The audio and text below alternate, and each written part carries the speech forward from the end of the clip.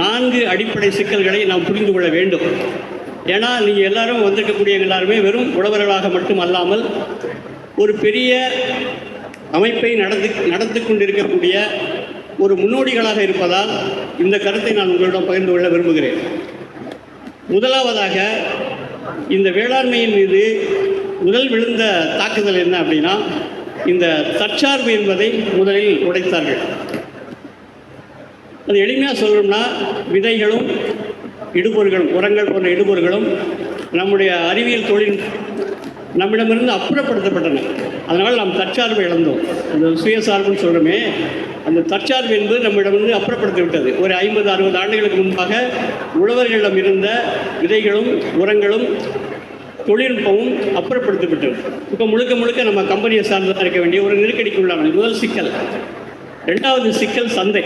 இன்றைக்கு நம்ம இந்த மாநாட்டில் பெரும் பகுதியான இடத்தை பிடித்து கொண்டிருந்தது சந்தை பற்றிய பேச்சு தான். ஆனால் சந்தை என்பது மிகப்பெரிய ஒரு சிக்கலுக்குரிய ஒன்று, நெருக்கடியான ஒன்று. அதை நாம் வெல்வது என்பது மிக கடினம். ஏனென்றால் இன்றைக்கி அந்த சந்தையில் விழக்கூடிய அந்த முதலீடுகள் என்பது நம்மால் நெருங்கி செல்ல முடியாத அளவுக்கு மிகப்பெரிய அளவில் முதலீடுகள் உள்ளே வந்துக்கிட்டு இருக்கு.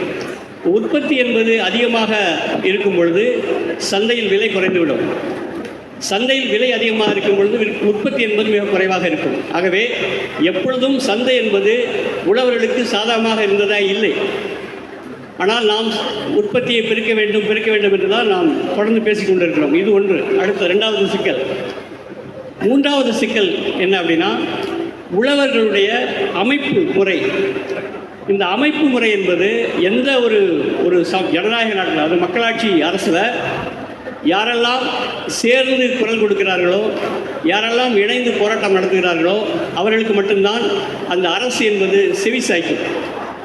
எடுத்துக்காட்டாக நம்ம பார்த்தோம்னா, இந்த மருத்துவர்கள்லாம் சேர்ந்து ஒரு போராட்டம் நடத்தி சிறைக்கு போகிறாங்கன்னு வைத்துக்கொண்டால் பாதிக்கப்படுவது யார் என்றால் அங்கே இருக்கக்கூடிய நோயாளிகள் தான். அதே போல் ஆசிரியர் பெருமக்கள் எல்லாம் சேர்ந்து ஒரு போராட்டம் நடத்தி சிறைக்கு போகிறாங்கன்னா பாதிக்கப்பட்டது மாணவர்கள் தான். ஆனால் ஒரு விவசாயி அல்லது விவசாயிகள் எல்லாம் சேர்ந்து ஒரு போராட்டம் நடத்தி சிறைக்கு சென்றார்கள் என்றால் அவர்களுடைய நேரடி வாழ்க்கை பாதிக்கப்படும். அவங்களுடைய மாட்டுக்கு தண்ணி வைக்கிறதுக்கு நாதி இருக்காது, அவங்களுடைய பயிருக்கு தண்ணி வைக்கிறதுக்கு ஆள் இருக்காது.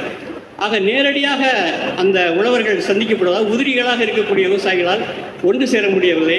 அவங்களுடைய வாழ்க்கை சூழலே அவர்களை ஒன்றிணைந்து போராடுவதற்கு வாய்ப்பு இல்லாமல் செய்கிறது. இப்படியான ஒரு 3-4 சிக்கல்களை நாம் புரிந்து கொள்ளாவிட்டால் நாம் உழவர்களோடு பயணித்து வேலை செய்வது என்பது கடினமானது.